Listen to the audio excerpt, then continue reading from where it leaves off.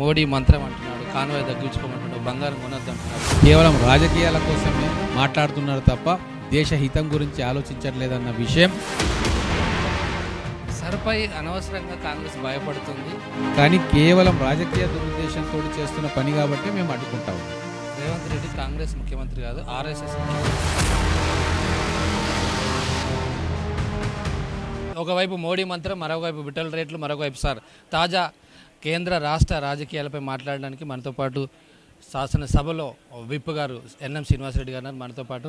Sir చెప్పండి, మోడీ మంత్రం అంటున్నాడు, కాన్వాయ్ తగ్గించుకోమంటున్నాడు, బంగారం కొనొద్దు అంటున్నారు, కాంగ్రెస్ పార్టీ ఏమంటుంది? ముఖ్యంగా గల్ఫ్ సంక్షోభం ఇప్పటిది కాదు, ఎన్నో రోజుల నుంచి మనకు తెలుసు. దాదాపుగా సంవత్సరం నుంచి పశ్చిమాసియాలో సంక్షోభం రాబోతూ ఉంది అని తెలుసు. అంతకంటే ముందు ఉక్రెయిన్ యుద్ధం నడుస్తూ ఉన్నదన్న విషయం తెలుసు.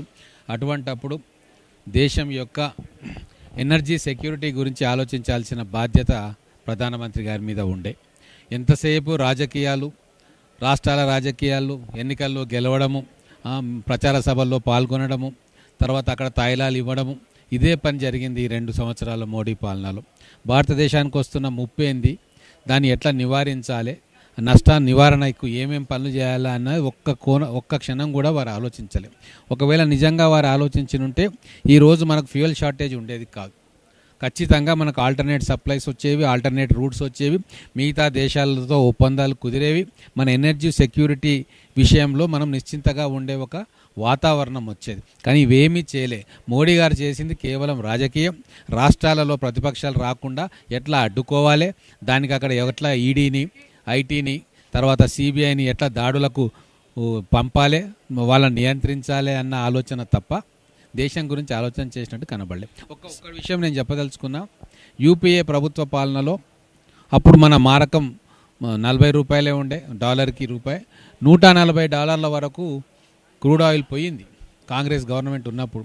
అయినా సరే ఆ షాక్ను ఆయిల్ కంపెనీలు, ప్రభుత్వం అబ్జర్వ్ చేసుకొని ప్రజలకు రిలీఫ్ ఇచ్చినాం, ఇన్ఫ్లేషన్ పెరగకుండా చూసినాం, గ్రోత్ రేటును మెయింటైన్ చేసుకున్నాం. అంటే దాదాపుగా విజ్ఞత గల ప్రధానమంత్రులు మనకు ఉండినప్పుడు నరసింహారావు గారు కావచ్చు, తర్వాత మన్మోహన్ సింగ్ గారు కావచ్చు, ప్రజల పక్షాన ఆలోచించినాం, సామాన్య కుటుంబీకులకు ఇబ్బంది కలగకుండా ఆలోచన చేసినాం, ప్రభుత్వం నిశ్చితంగా గమనించి నివారణ చర్యలు తీసుకున్నాం. కాబట్టి ఆ రోజు మన ఎకానమీని కాపాడుకోగలిగినాం. కానీ ఈరోజు అనుభవరాహిత్యం ఈ ప్రభుత్వంలో చాలా స్పష్టంగా కనబడతా ఉంది. కేవలం రాజకీయాల కోసమే మాట్లాడుతున్నారు తప్ప దేశ హితం గురించి ఆలోచించట్లేదన్న విషయం మోడీ గారి పాలన ఈ 2 సంవత్సరాల్లో తేటతెల్లం చేస్తూ ఉంది. సర్పై అనవసరంగా కాంగ్రెస్ భయపడుతుంది, దొంగ నోట్లు ఉన్నాయి కాబట్టి భయపడుతుందని బీజేపీ ఆరోపిస్తుంది. ఈ ఎస్ఐఆర్ చేసేది అధికారులు, పార్టీ కాదని అంటుంది. గత అనుభవాలు మాకున్నాయి.